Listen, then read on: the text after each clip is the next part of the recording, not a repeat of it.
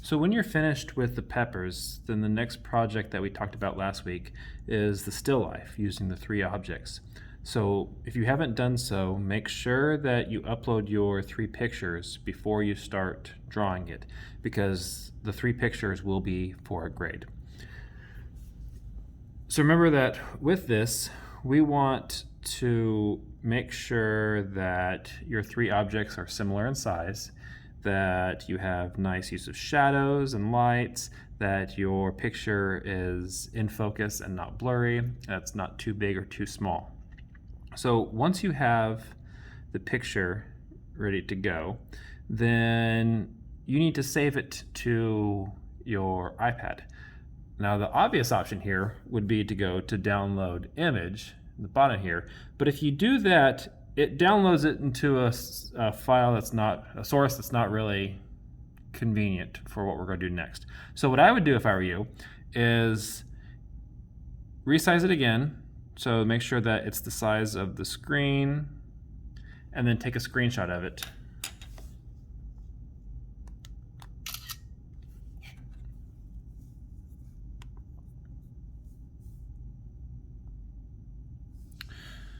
So when we start a new project, let's go with iPad landscape.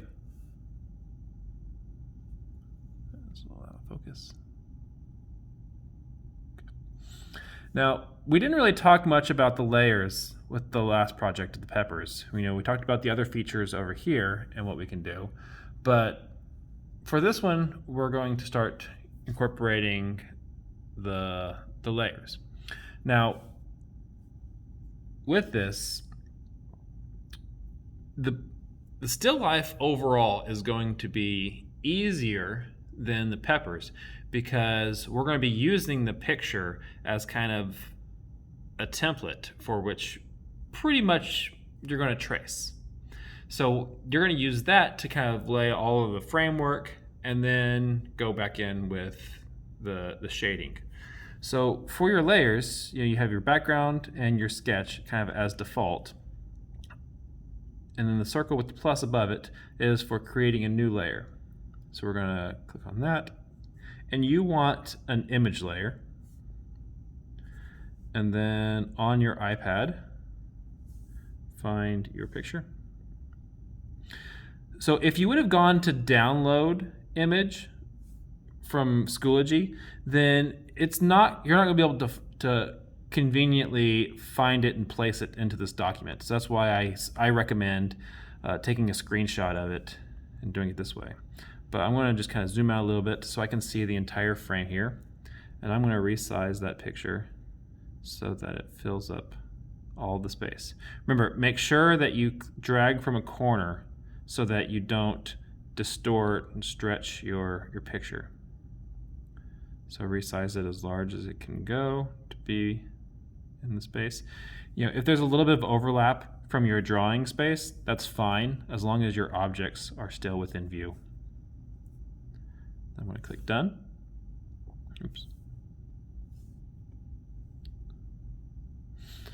Now over here, like I said, we have our layers. Now, right now there's an image layer, and for some reason I have 2 sketch layers. I don't remember adding a new sketch layer. So I'm going to go ahead and get rid of one. If I tap it once, then this menu comes up, and I just want to delete that.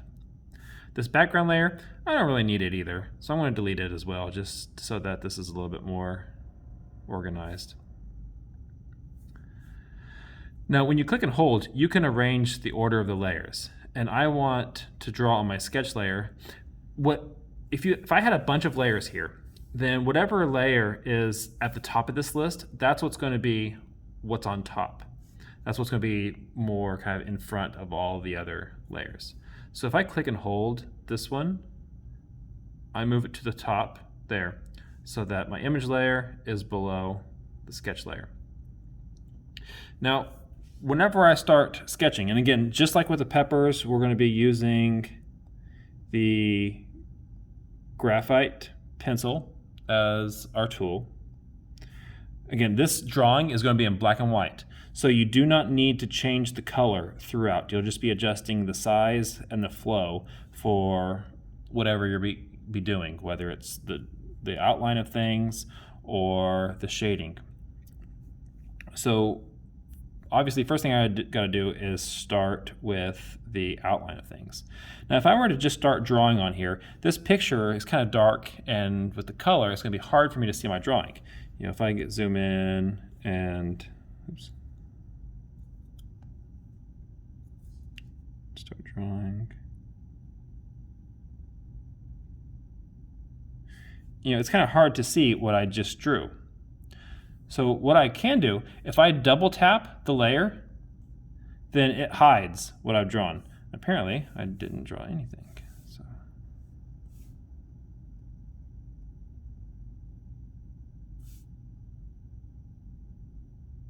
Okay. So when I draw, make sure that you have your sketch layer selected.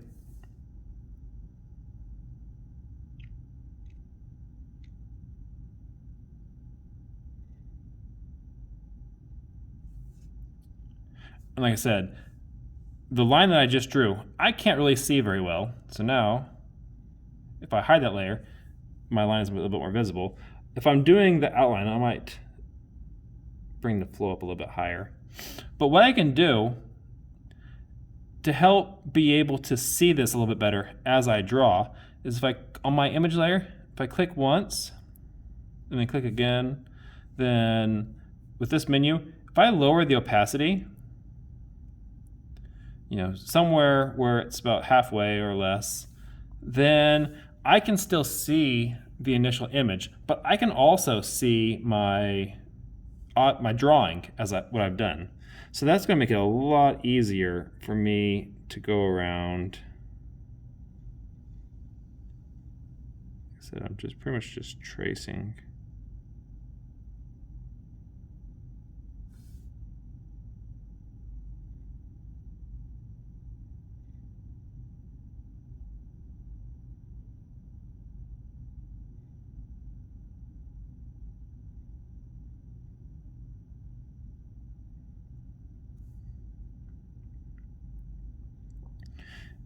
And as I'm doing this, you know, I can bring the opacity back up a little bit so that I can kind of compare what I've drawn to what I haven't. So like if there's areas where I didn't really get it in the right spot, you know, I might want to go back and erase just a little bit. So that's a little bit more precise.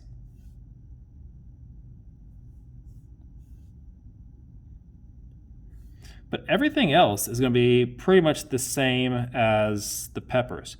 You know, once I have this drawn, you know, the outline of everything, then I just go in and do the shading the exact same way as with the peppers. You know, make sure that your entire space is filled. There should be no white left. You know, whatever you took your picture on, you know, here I have kind of this marble top counter, so you know I'm going to try to incorporate as much of that detail as possible. You know, the background is almost as important as your actual objects. You know, if I just drew these and left everything else white, it's going to look like an unfinished drawing, and that's not what we want. So again, just like the peppers, trace over everything and then start incorporating your shadows. And then that's pretty much it. So we'll work on this for a couple weeks, and then we'll see how things are going with that.